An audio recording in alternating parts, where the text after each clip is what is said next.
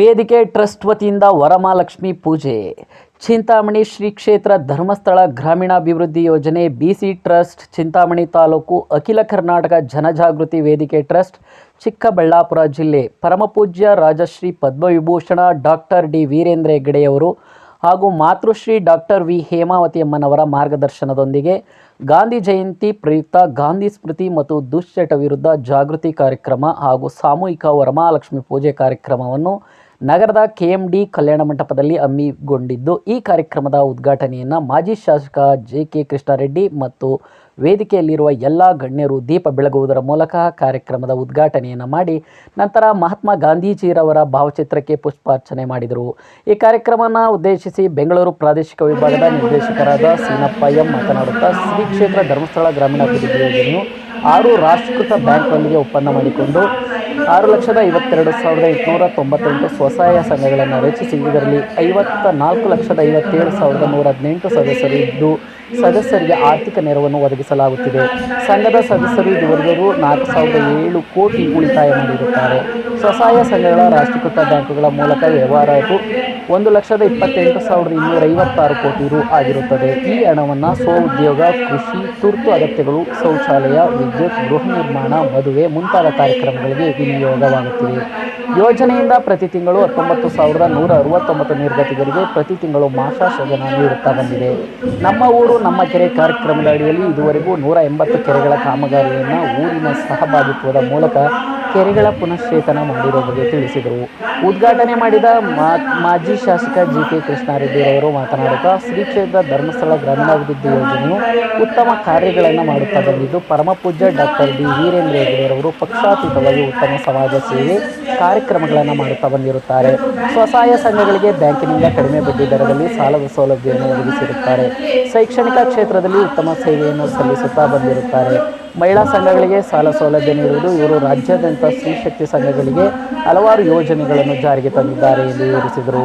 ಇದೇ ವೇಳೆ ಬಿಜೆಪಿ ಮುಖಂಡರು ಜಿ.ಎನ್. ವೇಣುಗೋಪಾಲ್ರವರು ಮಾತನಾಡುತ್ತಾ, ಶ್ರೀ ಕ್ಷೇತ್ರ ಧರ್ಮಸ್ಥಳ ಗ್ರಾಮೀಣಾಭಿವೃದ್ಧಿ ಯೋಜನೆಯು ಉತ್ತಮ ಸಮಾಜಮುಖಿ ಕಾರ್ಯಕ್ರಮಗಳನ್ನು ಮಾಡುತ್ತಾ ಬಂದಿದೆ. ಪರಮಪೂಜ್ಯ ಡಾಕ್ಟರ್ ಡಿ ವೀರೇಂದ್ರ ಹೆಗ್ಗಡೆಯವರು ಮಾಡುವ ಒಳ್ಳೆಯ ಕೆಲಸಗಳನ್ನು ಗುರುತಿಸಿ ಪ್ರಧಾನಮಂತ್ರಿಯವರು ಪಕ್ಷಾತೀತವಾಗಿ ರಾಜ್ಯಸಭಾ ಸದಸ್ಯರಾಗಿ ನಾಮನಿರ್ದೇಶನ ಮಾಡಿರುವ ಬಗ್ಗೆ ತಿಳಿಸಿದರು. ಈ ಕಾರ್ಯಕ್ರಮದಲ್ಲಿ ಪ್ರಶಾಂತ್ ಸಿ.ಎಸ್. ಜಿಲ್ಲಾ ನಿರ್ದೇಶಕರು, ಮಂಜುನಾಥ್ ಕೆ. ಮಾಜಿ ನಗರಸಭೆ ಸದಸ್ಯರು, ಗೋವಿಂದರಾಜು, ರಾಜಣ್ಣ, ಕುಟೇಂದ್ರಪ್ಪ, ಕುರುಟ್ಟಹಳ್ಳಿ ರಾಧಾಕೃಷ್ಣ, ವಿ. ಮಂಜುನಾಥ್, ಟಿ.ಎನ್. ರಾಜ್ ಗೋಪಾಲ್, ಶ್ರುತಿ, ಚಿಂತಾಮಣಿ ತಾಲೂಕಿನ ಮಾನ್ಯ ಯೋಜನಾ ಅಧಿಕಾರಿಗಳಾದ ವಿನೋದ್ ಮತ್ತು ತಾಲೂಕಿನ ಎಲ್ಲ ಮೇಲ್ವಿಚಾರಕ ಶ್ರೇಣಿಯ ಸಿಬ್ಬಂದಿಗಳು ಹಾಗೆಯೇ ಸೇವಾ ಪ್ರತಿನಿಧಿಗಳು, ಸಿಎಸ್ಸಿ ಸೇವಾದಾರರು ಭಾಗವಹಿಸಿದರು. ವರದಿ ಎಸ್ಬಿಎಂ ನ್ಯೂಸ್, ಚಿಂತಾಮಣಿ.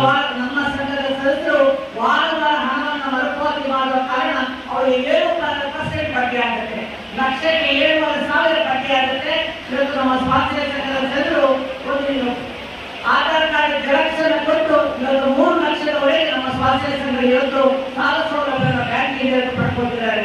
ಚಿಂತಾಮಣಿ ತಾಲೂಕಲ್ಲಿ ಈಗ ಮರುಪಾವತಿ ಶೇಕಡ 99.5% ಚಿಂತಾಮಣಿ ತಾಲೂಕಲ್ಲಿ ಬ್ಯಾಂಕಿಂದ ಕೊಟ್ಟಂತ ಸಾಲವನ್ನು ನಮ್ಮ ಸ್ವಾಸ್ಥ್ಯ ಸಂಘ ಸದಸ್ಯರು ಮರುಪಾವತಿ ಮಾಡ್ತಾ ಇರುವಂತದ್ದು ಬಹಳ ವಿಶೇಷ. ಶ್ರೀ ಕ್ಷೇತ್ರದ ಧರ್ಮಾಧಿಕಾರಿಗಳಿಂದ ಸಾಮಾಜಿಕವಾಗಿ, ಶೈಕ್ಷಣಿಕವಾಗಿ, ಆರ್ಥಿಕವಾಗಿ, ರಾಜಕೀಯವಾಗಿ ಇಲ್ಲ. ಆದರೂ ಕೂಡ ನಮ್ಮ ದೇಶದ ಹೆಚ್ಚಿನ ಪ್ರಧಾನಮಂತ್ರಿಗಳು ಇವರ ಸಾಮಾಜಿಕ ಮುಖಿಯ ಒಂದು ಕಾರ್ಯಕ್ರಮಗಳನ್ನು ನೋಡಿ ಅವರನ್ನು ಕರೆದು ಈ ದೇಶದಲ್ಲಿ ಇಂಥ ವ್ಯಕ್ತಿಗಳು ರಾಜ್ಯಸಭೆಯಲ್ಲಿ ಇರಬೇಕು ಅಂತ ಹೇಳಿ ರಾಜ್ಯಸಭಾ ಸದಸ್ಯರನ್ನಾಗಿ ಮಾಡಿರ್ತಕ್ಕಂಥ ಕೀರ್ತಿ ಯಾರಾದರೂ ಈ ದೇಶದಲ್ಲಿದ್ರೆ ಅದು ನರೇಂದ್ರ ಮೋದಿ ಅವರಿಗೆ ಅನ್ನುವಂಥದ್ದನ್ನು ನಾವು ಎಲ್ಲರೂ ಒಪ್ಪಿಕೊಳ್ಳಬೇಕಾಗ್ತದೆ. ಇವತ್ತು ಸಾಮಾಜಿಕ ಮುಖಿ ಕಾರ್ಯಕ್ರಮ, ಇವತ್ತು ಎಷ್ಟು ಮಹಿಳೆಯರು ಅಂದ್ರೆ ಶ್ರೀ ಕ್ಷೇತ್ರ ಹೆಗಡೆಯವರ ಆಲೋಚನೆಗಳು, ಶ್ರೀ ಕ್ಷೇತ್ರ ಹೆಗಡೆಯವರ ಚಿಂತನೆಗಳು ಹೇಗಿದೆ ಅಂತ ಹೇಳಿದ್ರೆ ಪ್ರತಿಯೊಂದು ಕುಟುಂಬದಲ್ಲಿ ಇರ್ತಕ್ಕಂಥವ್ರು. ಯಾಕಂದ್ರೆ ನಮ್ಮಲ್ಲಿ ನಾವು ಸ್ವಾತಂತ್ರ್ಯ ಬಂದಾಗಿಂದ ನಾವು ಮಾಡ್ತಾ ಇದ್ದೇವೆ. ಸ್ವಾತಂತ್ರ್ಯ ಬಂದಾಗಿಂದ ಸಮಾನತೆ ಅನ್ನುವಂಥದ್ದು ನಾವು ಕಾಣಲಿಕ್ಕೆ ಆಗ್ತಾ ಇಲ್ಲ. ಆದರೆ ಸುಮಾರು ಒಂದು 10-12 ವರ್ಷಗಳಿಂದ ಈ ಒಂದು ಶ್ರೀ ಕ್ಷೇತ್ರದ ಶ್ರೀ ವೀರೇಂದ್ರ ಹೆಗ್ಗಡೆ ಧರ್ಮಾಧಿಕಾರಿಗಳಿದ್ದಾರೆ. ಇವರು ಮತ್ತು ಹೇಮಾವತಿ ಅಮ್ಮನವರ ಒಂದು ಜೊತೆಯಲ್ಲಿ ಅವರು ಜೊತೆಗೂಡಿ ಇಬ್ಬರು ಜಂಟಿಯಾಗಿ ಇವತ್ತು ಇಡೀ ಕರ್ನಾಟಕ ರಾಜ್ಯದಲ್ಲಿ ಒಂದು ಸಮಾನತೆ ಬರಬೇಕು, ಮತ್ತು ಎಲ್ಲ ಕ್ಷೇತ್ರಗಳಲ್ಲಿ ಕೂಡ ಆರ್ಥಿಕವಾಗಿ ಮಹಿಳೆಯರು ಕೂಡ ಇವತ್ತು ಒಂದು ಸಮಸಮಾಜವನ್ನು ಕಟ್ಟಬೇಕು, ಸಮಾನತೆಯನ್ನು ನಾವು ನೋಡಬೇಕು, ಎಲ್ಲರೂ ಕೂಡ ಆರ್ಥಿಕವಾಗಿ ಇವತ್ತು ಒಂದು ಸಮಾಜದ ಮುಂಚೂಣಿಗೆ ಬರಬೇಕು ಅನ್ನುವಂತಹ ದೃಷ್ಟಿಯಿಂದ ಇವತ್ತು ಸುಮಾರು 50ಕ್ಕಿಂತ ಹೆಚ್ಚು ಜನಪರವಾದಂತಹ ಕಾರ್ಯಕ್ರಮಗಳನ್ನ ಇವತ್ತು ಕರ್ನಾಟಕದಲ್ಲಿ ಮಾಡ್ತಾ ಇರ್ತಕ್ಕಂಥ ಯಾವುದಾದ್ರೂ ಒಂದು ಸಂಸ್ಥೆ ಇದ್ರೆ ಅದು ಶ್ರೀ ಕ್ಷೇತ್ರ ಧರ್ಮಸ್ಥಳ ಅನ್ನುವಂಥದ್ದನ್ನ ಇವತ್ತು ನಾವು ಹೇಳಬಹುದು. ಅದರ ಜೊತೆಗೆ ಇವತ್ತು ಇಂಥ ಸಂಸ್ಥೆಗಳು ಅರ್ಥ ಆಗಿರಬಹುದು, ಆದ್ರೆ ಇವತ್ತು ಇಡೀ ಕರ್ನಾಟಕ ರಾಜ್ಯದಲ್ಲಿ 55 ಲಕ್ಷ ಜನ ಇವತ್ತು ಆ ಒಂದು ಸಂಸ್ಥೆಯಲ್ಲಿ ಸೇರ್ಕೊಂಡು ಇವತ್ತು ಎಲ್ಲರೂ ಕೂಡ ಇವತ್ತು ಅಂದ್ರೆ 55 ಲಕ್ಷ ಜನ ಇವತ್ತು ಆ ಸಂಸ್ಥೆಯಲ್ಲಿ ಇದ್ದಾರೆ ಅಂತ ಹೇಳಿದ್ರೆ ಬಹುಶಃ ಯಾವ ಸಂಸ್ಥೆಯೂ ಇಲ್ಲ. ಆ 55 ಲಕ್ಷ ಜನ ಇವತ್ತು ಯಾವ್ದಾದ್ರು ಒಂದು ಸಂಸ್ಥೆ ಇದ್ರೆ ಅದು ಶ್ರೀ ಕ್ಷೇತ್ರ ಧರ್ಮಸ್ಥಳದಲ್ಲಿ ಮಾತ್ರ ಅನ್ನುವಂಥದ್ದನ್ನು ನಾವೆಲ್ಲರೂ ನೆನಪೋಬೇಕು. ಬಹುಶಃ ಇವತ್ತು ನನಗನ್ಸುತ್ತೆ ಇತ್ತೀಚೆಗೆ ಧರ್ಮಸ್ಥಳದಲ್ಲಿ ಬಹಳ ಒಂದು ಕೆಟ್ಟದಾಗಿ ಏನೋ ಒಂದು ತಿನ್ನಿಸಿ ಏನೋ ಒಂದು ಮಾಡಬೇಕು. ಯಾಕಂದ್ರೆ ಸಹಜವಾಗಿ ನಾವು ನೋಡ್ತೇವೆ ಗ್ರಾಮೀಣ ಭಾಗದಲ್ಲಿ ಇರ್ತಕ್ಕಂಥ ಸಂದರ್ಭದಲ್ಲಿ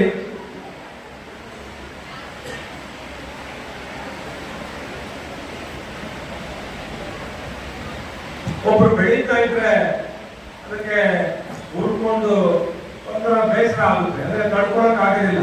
ಬಹುಶಃ ಇವತ್ತು ಶ್ರೀ ಕ್ಷೇತ್ರದ ಕಾರ್ಯಕ್ರಮಗಳು, ಶ್ರೀ ಕ್ಷೇತ್ರದಲ್ಲಿ ನಡೀತಾ ಇರ್ತಕ್ಕಂಥ ಅನ್ನದಾನ ಇರ್ಬೋದು, ನಿತ್ಯ ದಾಸೋಹ ಇರ್ಬೋದು, ಎಲ್ಲ ರೀತಿಯಲ್ಲಿ ಇದನ್ನ ಸಹಿಸಕ್ಕಾಗದೆ ಅವರ ಮೇಲೆ ಒಂದು ಆರೋಪಗಳನ್ನ ಮಾಡಿಬಿಟ್ಟು ಶ್ರೀ ಕ್ಷೇತ್ರದ ಮೇಲೆ ನಮ್ಗೆಲ್ಲರಿಗೂ ಕೂಡ ಬೇಸರ ಆಯಿತು. ಲಕ್ಷಾಂತರ ಜನ ಮಂಜುನಾಥ ಸ್ವಾಮಿ ಭಕ್ತರಿದ್ದಾರೆ, ಲಕ್ಷಾಂತರ ಜನ ಒಬ್ಬರು ಇದ್ರಲ್ಲ, ವಿದೇಶಗಳಲ್ಲಿದ್ದಾರೆ. ಯಾರಾದ್ರೂ ಕೆಲಸ ಕಾರ್ಯಗಳಲ್ಲಿ ಹೋಗಿ ಅಲ್ಲಿ ವಾಸ ಆಗಿದ್ರು ಕೂಡ ವರ್ಷಕ್ಕೊಮ್ಮೆ ಆದರೂ ಬಂದು ಶ್ರೀ ಕ್ಷೇತ್ರದಲ್ಲಿ ಮಂಜುನಾಥ ಸ್ವಾಮಿ ದರ್ಶನ ಮಾಡುವಂತವ್ರು ಇದ್ದಾರೆ. ಇಲ್ಲಿಂದ ಲಕ್ಷಾಂತರ ಜನ ನಾವು ಭಕ್ತರಿದ್ದಾರೆ. ಆದ್ರೆ ನಾವೆಲ್ಲೋ ಒಂದ್ ಕಡೆ ಮಂಜುನಾಥ ಸ್ವಾಮಿ ಅಂತ ಹೇಳಿದ್ರೆ ನಮಗೆ ಅಂತ ಕ್ಷೇತ್ರದ ಮೇಲೆ ಬಹಳ ಕೆಟ್ಟದಾಗಿ ಆರೋಪಗಳನ್ನು ಮಾಡಿ ಯಾರೋ ಒಂದು 3 ಜನ ಹೋಗಿ ಅಲ್ಲಿ ಅರ್ಜಿ ಕೊಟ್ಟರೆ ನಮ್ಮ ಮುಖ್ಯಮಂತ್ರಿಗಳು ತಕ್ಷಣ ತಗೊಂಡು ಮುಖ್ಯಮಂತ್ರಿಗಳು ಭಾರತದಲ್ಲಿ ವಿಶೇಷ ಒಂದು ಫೋರ್ಸ್ ಏನು ಬೇಡ, ನಮ್ಮ ಪೊಲೀಸರ ಮಾತ್ರ ಮಾಡಿಸ್ತಾರೆ ಅಂತ ಹೇಳಿ ಆನಂತರ ಎಲ್ಲಿಂದ ಫೋನ್ ಬಂದು ಗೊತ್ತಿಲ್ಲ, ವಿಶೇಷ ತನಿಖಾ ತಂಡವನ್ನ ವಹಿಸಿ ಆನಂತರ ಬಹಳ ತೊಂದರೆಗಳು ಮಾಡಿದ್ರು. ನಾವು ಶ್ರೀ ಕ್ಷೇತ್ರ ಪರವಾಗಿದ್ದೇವೆ ಅಂತ ಹೇಳಿ ನಾವು ಕೂಡ ಸುಮಾರು ಕಾರುಗಳು ಬಸ್ಸುಗಳಲ್ಲಿ ಹೋಗಿ ನಾವು ಕೂಡ ಧರ್ಮಾಧಿಕಾರಿಗಳಿಗೆ ಬೆಂಬಲವನ್ನು ಕೊಟ್ವಿ. ನಮ್ಮ ವೇಣುಗೋಪಾಲನ್ ಅವರು ಕೂಡ ಸುಮಾರು ಬಸ್ಸುಗಳು ಕಾರುಗಳನ್ನು ಮಾಡ್ಕೊಂಡು ಹೋಗಿ ಶ್ರೀ ಕ್ಷೇತ್ರ ನಿಮ್ಮ ಜೊತೆ ಇದ್ದೇವೆ, ನೀವು ಏನೇ ಮುಂದಬೇಡಿ, ಯಾಕಂದ್ರೆ ಒಳ್ಳೆ ಕಾರ್ಯಕ್ರಮಗಳನ್ನ ಮಾಡ್ತಾ ಇದ್ದೀರಾ, ಒಳ್ಳೆ ಸೇವೆಯನ್ನು ಮಾಡ್ತಾ ಇದ್ದೀರಾ, ನಿಮ್ಮ ಸೇವೆ ಯಾವತ್ತೂ ಕೂಡ ನಿಲ್ಲಬಾರದು, ಯಾರು ಏನೇ ಮಾಡಿದ್ರು ಕೂಡ ನಾವು ನಿಮ್ಮ ಜೊತೆ ಇದ್ದೇವೆ ಅನ್ನುವಂಥದ್ದನ್ನ ನಾವೆಲ್ಲರೂ ಕೂಡ ಬೆಂಬಲವನ್ನು ಕೊಡ್ತೀವಿ. ನಾವು ಕೊಡ್ತೀವಿ, ಬಿಜೆಪಿಯವರು ಜೆಡಿಎಸ್ ಅವರು ಎಲ್ಲರೂ ಕೂಡ ಬೆಂಬಲವನ್ನು ಕೊಡ್ತೀವಿ. ಆದ್ರೆ ಇಂಥ ಒಳ್ಳೆ ಅದ್ಭುತವಾದಂತಹ ಕಾರ್ಯಕ್ರಮಗಳು ಒಂದು ಸರ್ಕಾರ ಇವತ್ತೇನು ಕೆರೆಗಳು, ಕುಂಟೆಗಳು, ಕೆರೆಗಳು ಪುನಶ್ಚೇತನ ಮಾಡುವಂಥದ್ದು, ಮಹಿಳೆ ಇವತ್ತು ಆರ್ಥಿಕವಾಗಿ ಸ್ವಾವಲಂಬಿಗಳಾಗಬೇಕು, ಸಮಾಜದ ಮುಖ್ಯವಾಗಿ ಬರಬೇಕು ಅಂತ ಹೇಳಿ ಸಾಲದ ರೂಪದಲ್ಲಿ ನಿಮಗೆ ಎಷ್ಟು ಇವತ್ತು ಸರ್ಕಾರ ಬ್ಯಾಂಕ್ಗಳಲ್ಲಿ ಕೊಡ್ಬೋದು, ಅದರಲ್ಲಿ ಎಷ್ಟೆಷ್ಟು ಇಟ್ಕೊಂಡ್ರೆ ಎಷ್ಟು ಬಡ್ಡಿ ಆಗುತ್ತೆ, ಆದ್ರೆ ಇಲ್ಲಿ ನೀವು ಸಿಗ್ತಾ ಇರ್ತಕ್ಕಂಥ ಏನು ಸೌಲಭ್ಯಗಳಿವೆ ತೀರಾ ಕಡಿಮೆ ಇರ್ತಕ್ಕಂಥದ್ದು. ಹಾಗಾಗಿ ನಿಮ್ಗೆಲ್ಲರೂ ಕೂಡ ಒಳ್ಳೇದಾಗ್ತಾ ಇದೆ. ಬಹುಶಃ 1952ರಲ್ಲಿ ನಾನು ಇನ್ನೂ ಒಂದು ನೆನಪು, ಆವತ್ತು ಬಾಬಾ ಸಾಹೇಬ್ ಅಂಬೇಡ್ಕರ್ ಅವರು ಜವಾಹರ್ಲಾಲ್ ನೆಹರು ಮಂತ್ರಿಮಂಡಲದಲ್ಲಿ ಕಾನೂನು ಸಚಿವರಾಗಿದ್ರು. ಅವತ್ತಿನ ಸಂದರ್ಭದಲ್ಲಿ ಅವರು ಹೇಳ್ತಾರೆ, ನೆಹರು ಅವರಿಗೆ ಒಂದು ಪತ್ರ, ಗಾಂಧಿ ಸ್ಫೂರ್ತಿ ಮತ್ತು ದುಶ್ಯದ ವಿರುದ್ಧ ಜಾಗೃತಿ ಕಾರ್ಯಕ್ರಮ ಹಾಗೂ ಸಾಮೂಹಿಕ ವರಮಹಾಲಕ್ಷ್ಮಿ ಪೂಜಾ ಕಾರ್ಯಕ್ರಮದಲ್ಲಿ ಭಾಗವಹಿಸಿರುವ ಎಲ್ಲ ಮಂಜುನಾಥ ಸ್ವಾಮಿ ಭಕ್ತರು